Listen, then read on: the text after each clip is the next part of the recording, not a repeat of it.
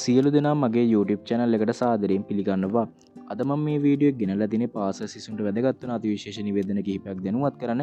ඒ තමයි දෙසැම්බර් 16 පාසල් ආරම්භ වෙලා ඔයගොල්ලන්ට නැවත නත්තල් සඳහා නිවාඩුවක් ලබා දෙන නිවාඩුව ලැබෙන්නේ කවද්ද? ඊටසේ තෙවන වාර විභාගයේ අවලංගු වෙලා තියෙන මේ විදිහේ ශ්‍රේණි කිහිපයකට ඒ ශ්‍රේණි මොනවාද සහ පැවැත්වෙන්නේ මොන ශ්‍රේණි සඳහාද කියන එකත් දැනුවත් කරන්න බලාපොරොත්තු වෙනවා. ඊට අමතරව තව වැදගත් තොරතුරු කිහිපයක් මේ වීඩියෝ එකේ අන්තර්ගත වෙනවා පාසල් සිසුන්ට අදාළ ඔයගොල්ලෝ වීඩියෝ එක නරඹලා ඒ සම්බන්ධව දැනුවත් වෙන්න පුළුවන්. ඔයා මගේ YouTube channel එකට අලුත් යාළුවෙක් නම් අනිවාර්යයෙන් මගේ YouTube channel subscribe කරලා එකතු වෙන අධ්‍යාපනය සම්බන්ධ වටිනා වීඩියෝස් ඔයගොල්ලෝ ඉදිරියට බලා ගන්න පුළුවන් වෙනවා. එහෙනම් වීඩියෝ එකට ගිහලා සම්පූර්ණ විස්තරයක් කතා කරමු. දැන් අපි මේ නිවේදනය සම්බන්ධව දැනුවත් වෙමු.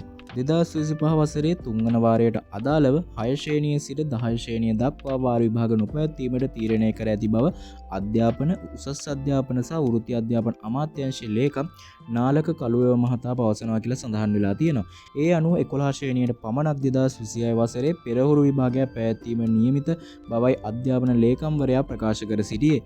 2025 වසරේ තෙවන පාසල් වාරයේ දෙවන අදියර 2025 12 වෙනි මාසයේ 16 දින සිට 2025 12 වෙනි මාසයේ 22 දින දක්වා පැවැත්වෙන අතර නත්තල් නිවාඩුවෙන් පසු නැවත 2025 12 වෙනි මාසයේ 29 වෙනි දින සිට 2025 12 වෙනි මාසයේ 31 වෙනි දින දක්වා පාසල් පැවැත්වෙන බවත් මුස්ලිම් පාසල් 2026 පළවෙනි මාසයේ 2 වෙනි දින දක්වා පැවැත්වෙන බවත් ඔහු පවසා සිටියා කියලා සඳහන් වෙලා තියෙනවා.